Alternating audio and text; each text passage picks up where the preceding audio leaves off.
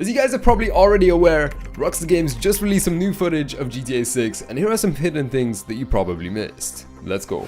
First off, Rockstar has basically given us an 8-second video of Vice City during the Blue Hour, and even though this is a very short clip, the amount of detail packed in this is kind of crazy. And right at the start, you can clearly see major landmarks in the distance. This includes the Ferris wheel and what appears to be the Sahara Center, which is based on a real world location and has been seen previously in Trailer 2. In this section, nothing really new appears here because we've already seen them in trailers and screenshots, but it gives us a new angle of how it looks like. And what's really interesting is actually the water reflection right next to it. This entire city skyline is mirrored and almost perfectly, but it doesn't just reflect buildings, it actually picks up on the orange and pink tones of the sunset. And this is all thanks to Grand Theft Auto 6's real-time ray tracing.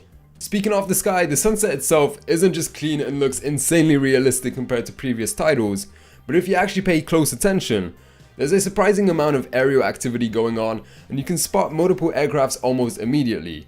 And as the shot continues, even more vehicles appear in motion above Vice City. And it's not just the sky, it's the water being alive too. There are multiple boats scattered across the ocean, making the whole scene feel like a real functioning coastline instead of just a background decoration like Grand Theft Auto 5 was. Now going back to the start of the shot, you've also got the port area clearly visible and lit up in the lower left. This means that it's fully functional and we will see NPCs working there at nighttime. That said, there is a main road connecting Vice City's downtown to the Vice Beach. But something that's easy to miss is how far the draw distance actually goes, because on the far left horizon there is a massive industrial looking structure in the distance.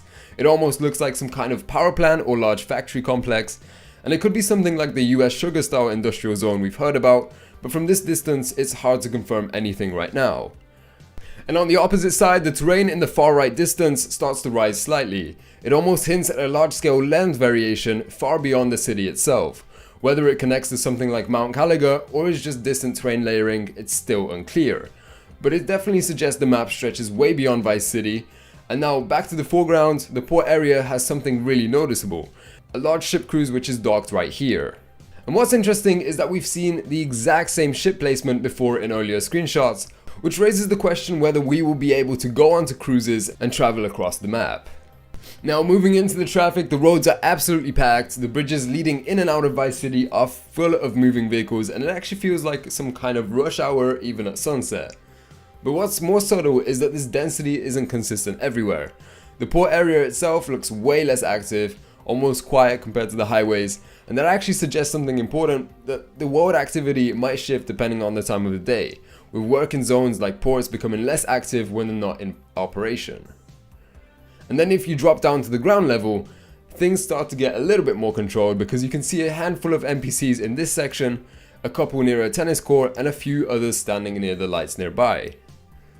Now this entire placement looks like Rockstar is carefully spacing out activity instead of flooding every area with people like we've seen in GTA 5. But anyways, speaking of that tennis court, it's not just decoration, it looks like it's part of a residential complex with actual usable amenities. Right behind it, there's also a lit swimming pool, which ties to the idea that buildings aren't just visual background, they're designed like fully functional living spaces. Some of the nearby apartment interiors are also visible through the windows. These are not fully clear, however they do appear unique from each other, which hints at some level of variety, even if they're likely using the parallax style interiors instead of fully explorable rooms.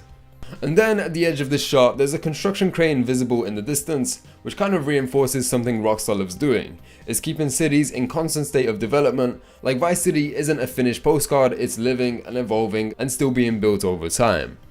And finally, what makes this even more interesting is how Rockstar is handling footage on their website. This same clip is hosted alongside GTA 6 cover art, and older content has been moved to a separate Only in Leonida section. That alone makes it feel like something bigger is happening, almost like they're reorganizing everything ahead of a new reveal or a trailer drop, potentially trailer 3 in the next coming week. Okay, that's all from us today, so thank you guys for watching and we'll see you next time. Peace out.